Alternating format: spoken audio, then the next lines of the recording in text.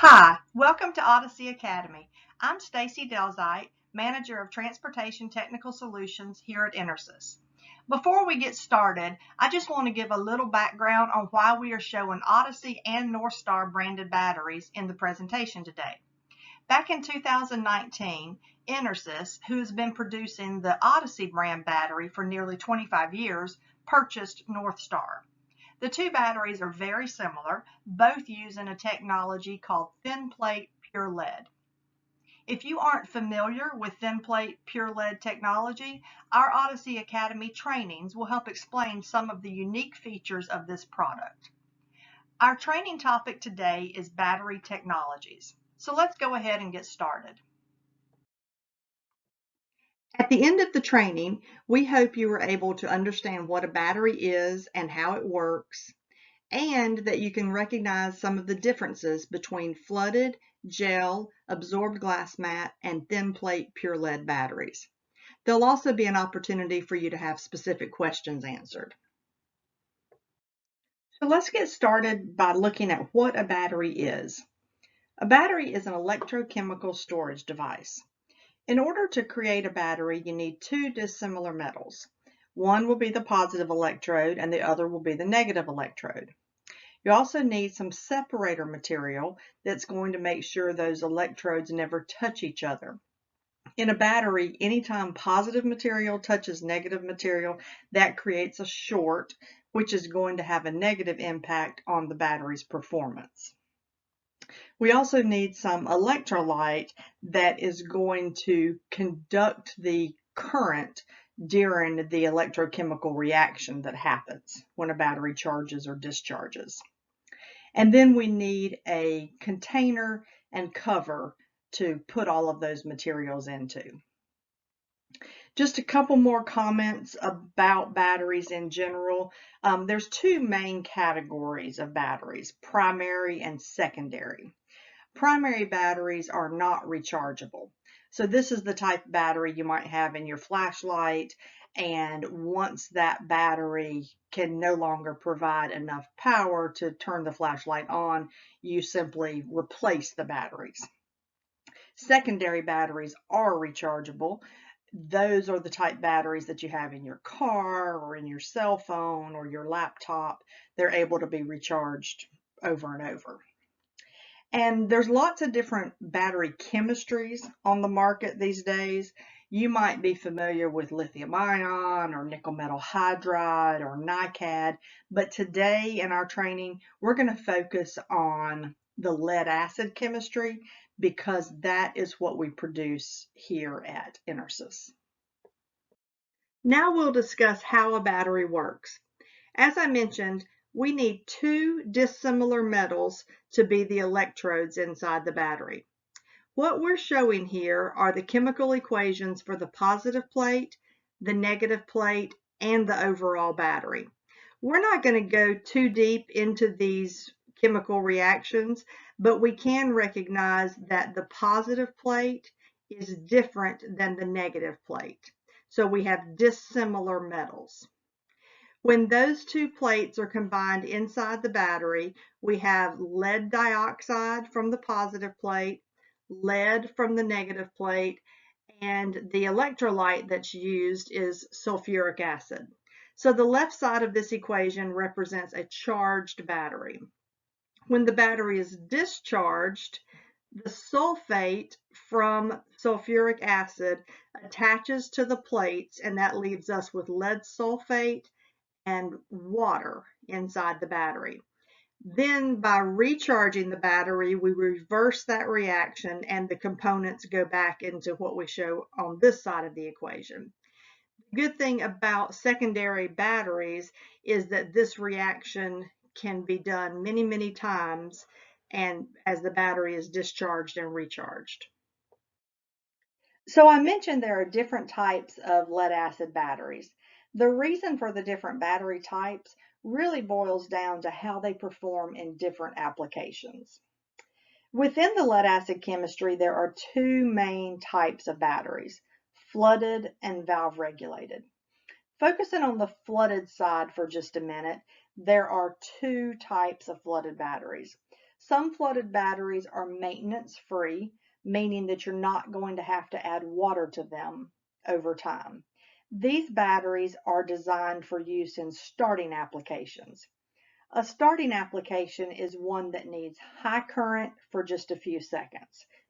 An automobile is an example of a starting application.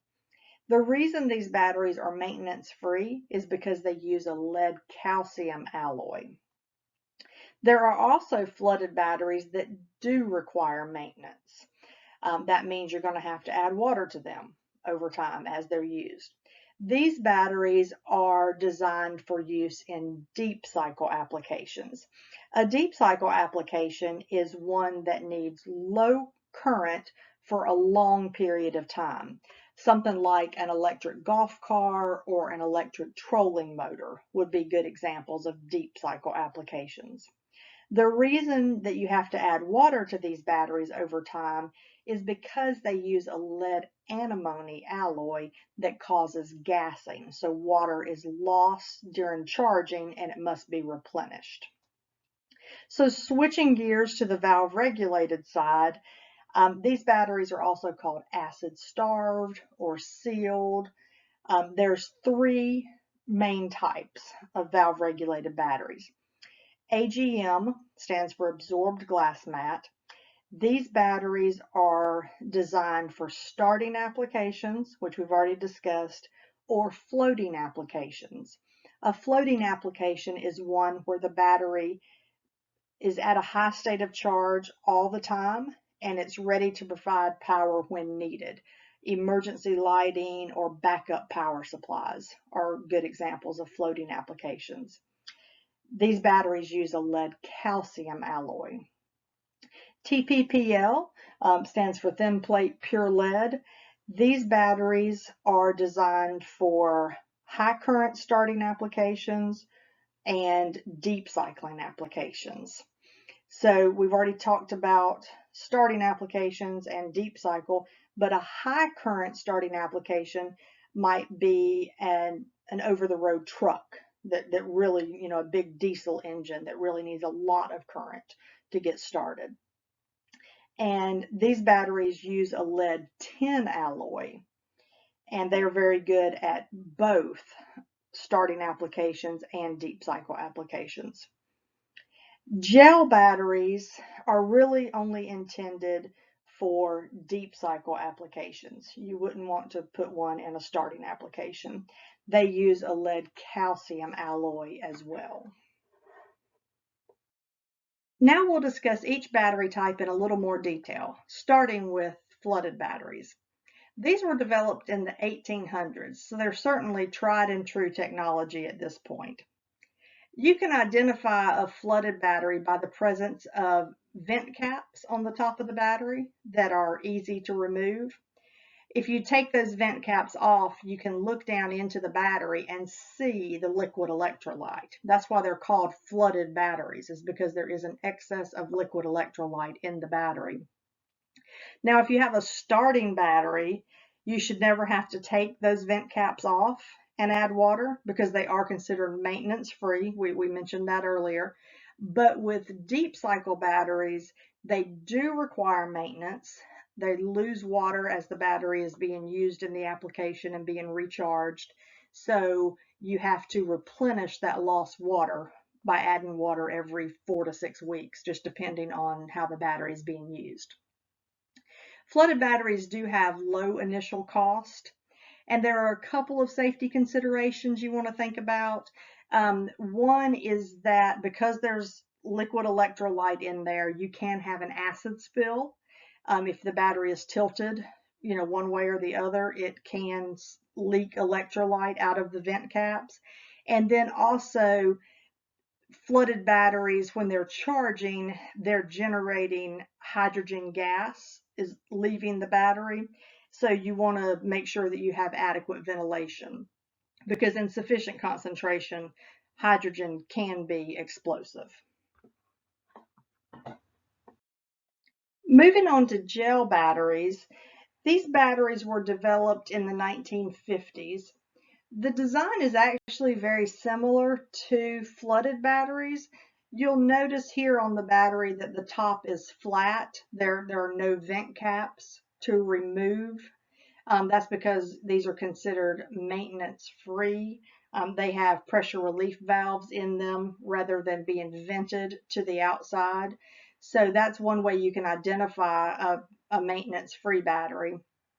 And then the main difference between flooded and gel batteries is that with a gel battery, silica is added to the liquid electrolyte so it gels. I'm not sure if you can tell from this picture, but this is gelled liquid, and that is like the electrolyte that's used inside of the gel battery. As far as the applications go, gel batteries are only suitable for deep cycle applications. They're really, in most cases, not good for starting applications.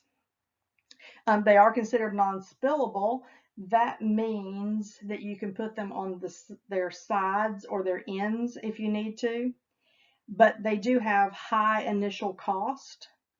And then as far as safety considerations, there's not much with these. You just want to make sure that you have the right charging algorithm. Gel batteries do have the strictest charging requirements. And if you're using the wrong algorithm, you can ruin a gel battery very quickly. Next, we'll cover AGM batteries. These were developed in the early 1970s. The picture there shows the Cyclone brand spiral wound cell. That battery is still being produced at our factory in Warrensburg, Missouri today. These batteries are maintenance free. Just like the gel battery, there's no vent caps on the top of the battery to be removed. Again, that lets you know it's a maintenance free battery, so you're not going to have to add any water to them. The battery is non-spillable, and that is because all of the electrolyte is absorbed in this glass mat separator material. That's what AGM absorbed glass mat. So all of the liquid electrolyte is absorbed into that material that keeps the positive and negative plates from touching each other. They do have high initial cost, but they have very minimal safety considerations. You really just want to make sure that you're using a charge algorithm that is suitable for AGM batteries, and ideally it's going to have temperature compensation. Finally, we're going to discuss thin plate pure lead batteries. These batteries were developed in the late 1980s. They use a lead tin alloy that doesn't contain calcium. They perform well in several different types of applications: float, deep cycle, and starting. One thing that really sets TPPL batteries apart from other types is that they have very low internal resistance. This means they can provide and accept high amounts of current. So they can, if you have an application that needs a lot of current to get going, these batteries can provide it. And on the charging side, they can be charged with high amounts of current, which can reduce your overall charge time. Just like AGM and gel batteries, TPPL batteries are maintenance-free and non-spillable.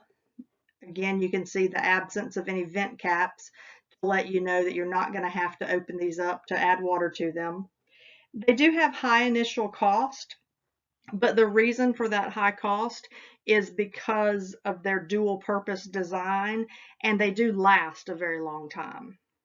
There are minimal safety considerations with TPPL batteries. You really just want to make sure that you're using a charge algorithm that's designed for TPPL and that it has temperature compensation ideally. So wrapping things up here, just to reiterate a few points we've covered today. Batteries are electrochemical storage devices.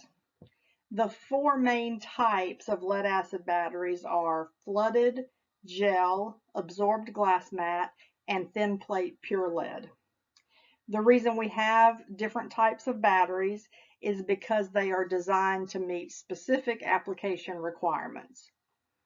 And thin plate pure lead is the most versatile battery type because it does perform well in starting, deep cycle, and float applications. We certainly want to thank you for attending our training session today on battery technologies. We plan to do more of these in the future, so stay tuned for additional topics that we're going to cover. If you've got questions that weren't answered today, feel free to email me at stacy.delzite@intersys.com, or you can call our technical support group at 1-800-964-2837. Thanks.